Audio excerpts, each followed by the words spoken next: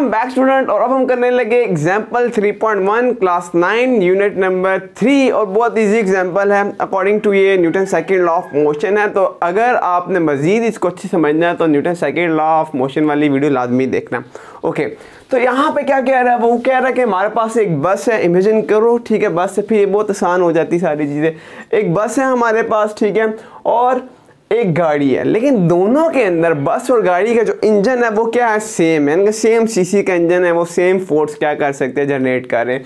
और जो force generate कर सकते हैं वो कितनी फोर्स जनरेट कर रहे हैं, 3000 न्यूटन। दोनों जो इस वक्त जो फोर्स जनरेट कर रहे हैं वो 3000 न्यूटन जनरेट कर रहे हैं। डन। अच्छा, अब इसका जो वेट है वो 12,000 kg है और इसका जो वेट है कार का वो 1200 kg है।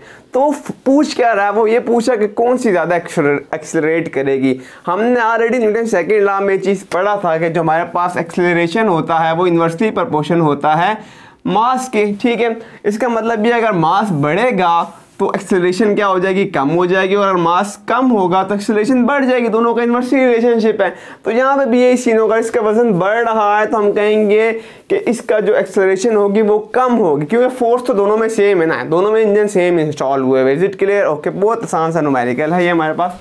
तो अगर मैं इसको हल करूँ तो मैं according to Newton second law इस चीज़ को लेके चलूँगा।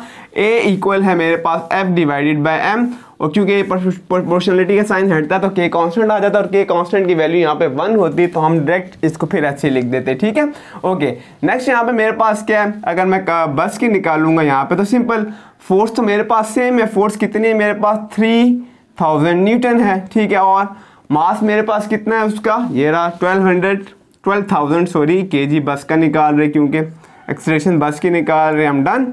ओके, नेक्स्ट हमें पता है न्यूटन किसके बराबर है। अगर मैं इसकी यूनिट की बात करूं तो न्यूटन हमें पता है कि वो किलोग्राम मीटर पर सेकंड स्क्वायर के बराबर है, और नीचे भी क्या आया हुआ है 12,000 किलोग्राम। किलोग्राम से क्या हो जाएगा, कैंसिल आउट हो जाएगा मेरे पास, पीछे डायरेक्ट एक्सेलरेशन का यूनिट ही रह जाएगा। जो चीज़ हम यहाँ निकाल रहे होते हैं हमेशा यूनिट उसी का बचता है। अगर ऐसे नहीं भी करते तो कॉमन सेंस की बात है, कीप इन माइंड कि जो हम निकाल रहे होते हैं ना उसी का यूनिट आखिर में बचेगा। तो यहाँ पे एक्सेलरेशन निकाल रहे तो हमें पता है एक्सेलरेशन का यूनिट क्या होता है, मीटर पर सेकंड स्क्वायर, ये बच जाएगा। और यहाँ पे क्या हो जाएगा हमारे पास, ये 3 जीरो इससे कट जाएंगे मेरे पास, और हमारे पास आंसर आ जाएगा 0.25, आई थिंक 0.25 मीटर पर सेकंड स्क्वायर। तो ये बॉडी क्या करेगी, एक्सेलरेट करेगी। ठीक है, कैलकुलेटर में चेक कर लेना, यही वैल्यू होगी आई थिंक। ओके, नेक्स्ट अगर हम देखें यहाँ पर इसको, तो ये भी बहुत इजी है, अब इसको आप खुद भी कर सकते हो। तो एक्सेलरेशन अगर मैं कार की निकालूंगा, गेन F डिवाइडेड बाय क्या हो जाएगा, M हो जाएगा। F हमें पता है क्या है, 3000 न्यूटन है मेरे पास, और डिवाइड करवा दूंगा मास के साथ। तो मास मेरे पास यहाँ पे कितना है, गाड़ी का कम है, 1200 kg है। अगेन न्यूटन जो है वो इसी तरह किलोग्राम मीटर पर सेकंड होगा, कैंसिल आउट हो जाएगा। बाद में क्या रह जाएगा मेरे पास, ये चीज़ आ जाएगी, तो ये इसके साथ कैंसिल आउट हो जाएगी, और पीछे मेरे पास रह जाएगा, अगर मैं इसकी एक्सेलरेशन देखूं तो ये आ जाएगा तकरीबन 2.5 मीटर पर सेकंड स्क्वायर। तो देखो जो गाड़ी है उसकी वैल्यू ज़्यादा है और जो बस थी उसकी वैल्यू कम थी।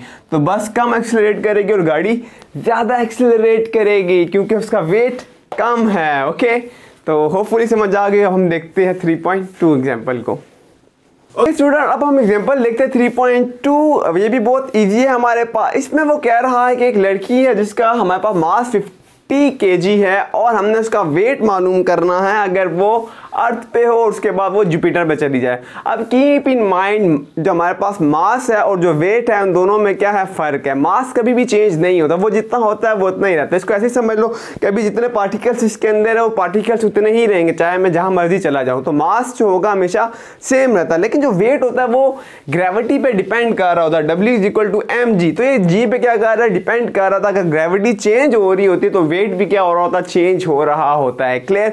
तो अब हमने उसका वेट मालूम करना है कि जब वो अर्थ पे होगी और जब वो जुपिटर पे होगी, ये चीज़ इसकी सेम रहेगी। मैंने बताया मास चेंज नहीं होता। तो सब कुछ गिवन है हमारे पास, उसका मास भी गिवन है 15 kg, और हमें पता है अर्थ पे ग्रेविटी कितनी होती है, 9.8 मीटर पर सेकंड स्क्वायर, और जो जुपिटर पे उन्होंने हमें क्वेश्चन में दी हुई 24.8 मीटर पर सेकंड स्क्वायर। तो सिंपल, अब हमने इसका वेट निकालना है अर्थ पे, तो W इक्वल हो जाएगा, यहाँ पे मैं अर्थ का ले रहा तो यहाँ मैं E ले लूँगा इसको। ठीक है, यहाँ पे तो W जो E है मेरे पास, M जो मेरे पास मास है उसका कितना है 50 kg है, और साथ ही मेरे पास जो ग्रेविटी है वो कितनी लग रही है 9.8 मीटर पर सेकेंड स्क्वायर लग रहा है। ठीक है, सिंपल इन दोनों को हम मल्टीप्लाई करवा देंगे और मेरे पास उसका वेट आ जाएगा, हाँ तकरीबन कितना आ रहा है 490 न्यूटन। ठीक है, कैलकुलेटर में आप कर लेना।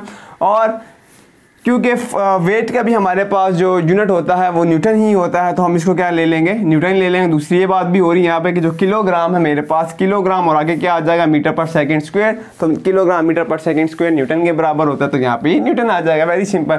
अब अगर मैं उसका वेट जुपिटर पे देखूंगा, यहाँ जे डाल दूंगा मैं, फिर क्या कर दूंगा mg लिखूंगा यहाँ पे, तो अगेन मास चेंज नहीं होता, वो 50 kg रहेगा यहाँ पे। डन। और अब की बार जो जुपिटर पे उसने जो वैल्यू दी है उसकी ग्रेविटी की, वो ज़्यादा है हमारे पास, का मतलब उस पर ज़्यादा फोर्स लग रहा है। ठीक है, यानी कि उसको बहुत मुश्किल होगा बंदे को चलने वहाँ पे, क्योंकि वहाँ पे आपको ग्रेविटी बहुत खींच रही, तो अभी इतना नहीं खींच रही थी तो हम यूज थे और हम इजीली मूव हो जाते। लेकिन अगर आप पे बहुत ज़्यादा ग्रेविटी लगेगी तो आपको ज़्यादा जो होगी फोर्स लगानी पड़ेगी मूव होने के लिए। क्लियर? ओके, तो यहाँ पर मेरे पास 24.8 मीटर पर सेकंड स्क्वायर आ जाएगा। ओके, अगेन यूनिट तो इसका वही न्यूटन बन जाएगा। इन दोनों को आपस में मल्टीप्लाई करवा दो तो हमारे पास आ जाएगा 1240 न्यूटन। ठीक है, आपने डायरेक्ट इसको बस सिंपल मल्टीप्लाई करना है कैलकुलेटर पे, तो ये वैल्यू आपके पास आ जाएगी।